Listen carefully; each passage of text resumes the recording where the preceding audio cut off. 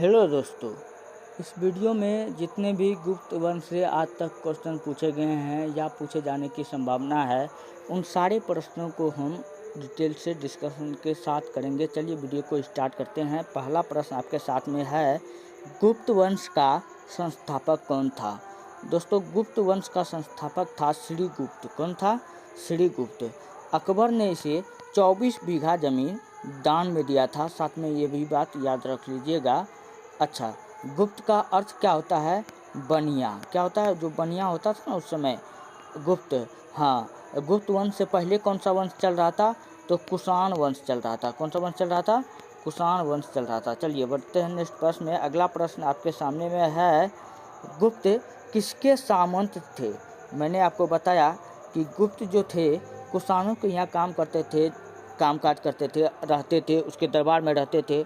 सारा भेद जान गया, और जब सारा भेद जान गया, हाथ दबाया, पैर दबाया, मौका मिला, गला दबा दिया, उसको हटा करके खुद अपना गुप्त वंश का स्थापना कर दिया। और कुषाणों के सामंत थे। किसके सामंत थे? कुषाणों के सामंत थे। ये बात याद रख लीजिएगा। चलिए बढ़ते हैं नेक्स्ट प्रश्न की ओर। अगला प्रश्न आपके सामने में है, गुप्त वंश के किस शासक में सर्वप्रथम महाधिराज की उपाधि धारण की? गुप्त वंश के कौन सा शासक है जो महाधिराज की उपाधि को धारण किया है? वो कौन है दोस्तों? चंद्रगुप्त प्रथम। कौन है? चंद्रगुप्त प्रथम। ऑप्शन नंबर बी क्या हो जाएगा? बिल्कुल राइट हो जाएगा। समुद्रगुप्त को हम लोग कहते हैं भारत का नेपोलियन। चलिए बढ़ते नेक्स्ट प्रश्न। अगला प्रश्न है कि सूची 1 को सूची 2 से सम्मिलित कीजिए। इलाहाबाद प्रयाग प्रशस्ति भीतरी नहीं। चलिए इसका राइट आंसर हो जाएगा ए नंबर। क्या हो जाएगा? ए नंबर हो जाएगा इसका राइट आंसर। तो ऑप्शन नंबर ए क्या हो जाएगा इसका? बिल्कुल राइट होगा। आप लोग देख लीजिएगा। चलिए बढ़ते हैं नेक्स्ट प्रश्न की ओर।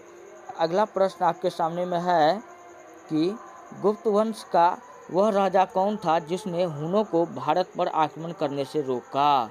तो हुनों को भारत पर आक्रमण करने से रोका कौन? स्कंदगुप्त। और स्कंदगुप्त ने हुनों को कितना बार हराया था? 46 बार हराया था। कितना बार? 46 बार हराया था। यह भी बात याद रख लीजिएगा। चलिए बढ़ते हैं नेक्स्ट प्रश्न की ओर। किस राजवंश किस लिए प्रसिद्ध था? गुप्त राजवंश किस लिए प्रसिद्ध था? कला एवं स्थापत्य के लिए, राजस्व एवं भूमि के लिए, साहित्यिक कार्यों एवं संरक्षण के लिए। दोस्तों, जो गुप्त वंश था वो कला और स्थापत्य के लिए प्रसिद्ध था। इसलिए गुप्त वंश को हम लोग भारतीय इतिहास का स्वर्ण काल हम लोग किसको कहते हैं? गुप्त काल को कहते हैं। चलिए नेक्स्ट प्रश्न। अजंता की कलाकृतियाँ किससे संबंधित है? अजंता की कलाकृतियाँ क्या हड़प्पा काल में था, मौर्य काल में था, बौद्ध काल में था? नहीं दोस्तों, ये गुप्त काल में था। ऑप्शन नंबर डी क्या हो जाएगा? बिल्कुल राइट हो जाएगा। कुछ विद्वानों के अनुसार कवि कालिदास किसके राज कवि थे? हाँ, कालिदास किसके कवि थे? तो ऑप्शन है चंद्रगुप्त मौर्य, चंद्रगुप्त विक्रमादित्य, हर्षवर्धन, समुद्रगुप्त। तो इसका राइट आंसर क्या हो जाएगा? चंद्रगुप्त सेकेंड के दरबार में ये रहा करते थे। कालिदास हो गया, शंकु हो गया, छपरक हो गया, बेताल हो गया, इसके दरबार में भी नवरत्न रहता था। जैसे अकबर के दरबार में नवरत्न था, और आर्यभट्ट हो गया, तो आर्यभट्ट भी इसी के दरबार में रहता था। चलिए नेक्स्ट प्रश्न आपके सामने में है, अजंता चित्रकारी का विषय वस्तु निम्नलिखित में किससे संबंधित है? अच्छा, अजंता का जो गुफा है वहाँ का जो चित्रकारी विषय वस्तु निम्नलिखित में किससे संबंधित है? जैन धर्म से कहता है, बौद्ध धर्म से, वैष्णव धर्म से, शैव धर्म से, किस धर्म से संबंधित है? तो दोस्तों बौद्ध धर्म से संबंधित है। चलिए बौद्ध धर्म से मैं कुछ आपको बताता हूँ। बौद्ध धर्म का स्थापना किसने किया था? भगवान बुद्ध ने किया था। किसने किया था? भगवान बुद्ध ने किया था। इनका जन्म नेपाल के लुम्बिनी में 563 बीसी में हुआ था। कब हुआ था? 563 बीसी में हुआ था। और इनका मृत्यु कब हुआ था? 483 बीसी में हुआ था। 483 ईस्वी में हुआ था। चलिए बढ़ते हैं नेक्स्ट प्रश्न की ओर। अगला प्रश्न आपके सामने में है, उत्तर गुप्त युग में जो विश्वविद्यालय प्रसिद्ध हुआ वह था, उस विद्यालय का क्या नाम था? दोस्तों, उत्तर गुप्त युग में जो विश्वविद्यालय प्रसिद्ध हुआ उस विद्यालय का नाम था नालंदा। क्या नाम था? नालंदा। और इसी नालंदा विद्यालय को किसने जलाया था? किसने जलाया था? जलालुद्दीन खिलजी ने। जलालुद्दीन खिलजी ने जला दिया था। अच्छा, तक्षशिला भारत का पहला विद्यालय था। भारत का पहला विद्यालय कौन था? तक्षशिला था, जिसको किसने बनाया? महाराज तक्ष ने बनाया। चलिए बढ़ते हैं नेक्स्ट प्रश्न। एहरन अभिलेख का संबंध किस शासक से है? दोस्तों, एहरन का अभिलेख जो है, इसका जो संबंध है गुप्त वंश के भानुगुप्त नामक शासन से है। फैहान किसके शासन काल में भारत आया था? चीनी फैहान कहाँ का था? चीनी यात्री फैहान चंद्रगुप्त द्वितीय के शासनकाल में भारत आया था। और इसका किताब का नाम था, याद रख लीजिएगा, फो क्यू की। फैहान की किताब का नाम याद रख लीजिएगा, तो चंद्रगुप्त द्वितीय, जिसको हम लोग विक्रमादित्य के नाम से हम लोग जानते हैं। चलिए बढ़ते हैं नेक्स्ट प्रश्न। भारतीय संस्कृति का स्वर्ण युग भी दोस्तों हम लोग गुप्त काल के ही कहते हैं। भारतीय संस्कृति का स्वर्ण युग गुप्त काल को कहते हैं। फैहान कहाँ का निवासी था? अभी मैं आपको बताया कि चीन का था। कहाँ का था? चीन का था। वो जो कहाँ आया था, किससे मिलने आया था? चंद्रगुप्त सेकंड के दरबार में गया था।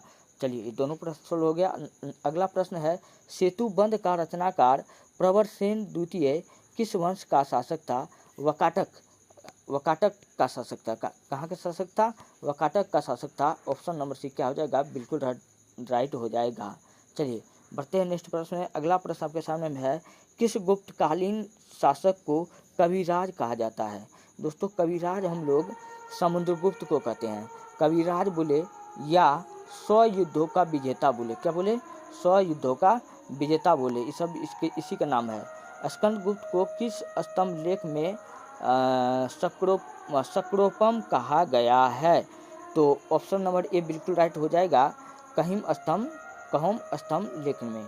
चलिए बढ़ते हैं नेक्स्ट प्रश्न। अगला प्रश्न है, श्रीलंका के राजा मेघवर्मन ने किस स्थान पर भगवान बुद्ध का मंदिर बनाने के लिए समुद्रगुप्त से अनुमति मांगी थी? तो दोस्तों वो मांगा था कहाँ? बोध गया में मांगा था। कहाँ मांगा था? बोध गया में मांगा था। और महात्मा बुद्ध को ज्ञान की प्राप्ति भी कहाँ हुआ था? बोध गया में ही हुआ था। और बोध गया में विज्ञान की प्राप्ति हुआ, याद रख लीजिएगा ये बात। और यहाँ पर कहाँ? पीपल वृक्ष के पास में हुआ था। चलिए बताइए नेक्स्ट प्रश्न। अगला प्रश्न है, मंदिर निर्माण का कला का जन्म सर्वप्रथम कब हुआ था? दोस्तों, मंदिर का निर्माण होने का जो कला था वो गुप्त काल में शुरू हो गया था। ऑप्शन नंबर बी क्या हो जाएगा? बिल्कुल राइट हो जाएगा। चंद्रगुप्त सेकंड ने विक्रमादित्य की उपाधि कब धारण की थी? शकों को हराने के खुशी में विक्रमादित्य की उपाधि को धारण कर लिया। चलिए बढ़ते हैं नेक्स्ट प्रश्न की ओर। गुप्त काल के सर्वाधिक लोकप्रिय देवता कौन थे? गुप्त काल में जो सर्वाधिक लोकप्रिय देवता थे वो कौन थे? भगवान विष्णु थे। कौन थे? भगवान विष्णु थे। चंद्रगुप्त सेकंड ने अपने किस विजय की खुशी में चांदी के विशेष सिक्के जारी किए? उन्होंने हुनों को 46 बार हराया था। कितना बार? 46 बार हराया था। और जब शक को जो पराजित किया तो उसके बाद भी इन्होंने सिक्का को चलाया। तो इसका ऑप्शन नंबर सी क्या हो जाएगा? बिल्कुल राइट हो जाएगा। महरौली कहाँ है? दिल्ली में। महरौली स्थित लौह स्तंभ का निर्माण किस सदी में हुआ था? 4वीं सदी में हुआ था। कब हुआ था? 4वीं सदी में हुआ था। ऑप्शन ए क्या हो जाएगा? बिल्कुल राइट हो जाएगा। नेक्स्ट प्रश्न है आपके सामने में, नगरों का क्रमिक पतन किस काल की एक महत्वपूर्ण विशेषता थी? नगरों का क्रमिक पतन किस काल की एक महत्वपूर्ण विशेषता थी? इसका ऑप्शन नंबर एक क्या हो जाएगा? बिल्कुल राइट हो जाएगा, गुप्त काल की थी। ये बात याद रख लीजिएगा। अच्छा, पाल वंश का स्थापना किसने किया था? गोपाल। कौन किया था? गोपाल किया था। राष्ट्रकूट वंश का कौन किया था? दंती दुर्ग। प्रतिहार वंश का गुज्जर प्रतिहार। चलिए बढ़ते हैं नेक्स्ट प्रश्न की ओर। दिल्ली के महरौली के कुव्वत उल इस्लाम मस्जिद के प्रांगण में स्थित प्रसिद्ध लौह स्तंभ किसकी स्मृति है? चंद्र की। चलिए नेक्स्ट प्रश्न है, कालिदास द्वारा रचित मालविकाग्निमित्रम नाटक का नायक कौन है? कालिदास का किताब का नाम कौन कौन सब है? मेघदूतम, मालविकानम, ये सब किसका किताब का नाम है? कालिदास का किताब का नाम है। तो क्वेश्चन क्या कह रहा है? कालिदास द्वारा रचित मालविका नाटक का नाम क्या था? तो यहाँ ऑप्शन नंबर बी क्या हो जाएगा? बिल्कुल राइट हो जाएगा। दोस्त, समुद्रगुप्त की सैनिक उपलब्धियों का वर्णन उसके किस अभिलेख से प्राप्त होता है? उसको प्रयाग प्रशस्ति अभिलेख से प्राप्त चलता है। और प्रयाग प्रशस्ति अभिलेख का लेखक कौन है? हरिसेन। कौन है? हरिसेन है। ये भी बात याद रख लीजिएगा। नेक्स्ट प्रश्न है, निम्न में किस काल में स्त्रियों की पुरुषों से बराबरी थी? स्त्री और पुरुष दोनों बराबर था, कौन काल में था?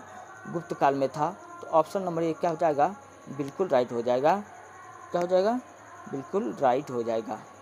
दोस्तों, ये रहा आज का कुछ प्रश्न। अगर आपको वीडियो अच्छा लगता है, हेल्पफुल लगता है, तब आप हमारे चैनल को सब्सक्राइब कीजिए, लाइक कीजिए। मिलते हैं नेक्स्ट वीडियो में। धन्यवाद।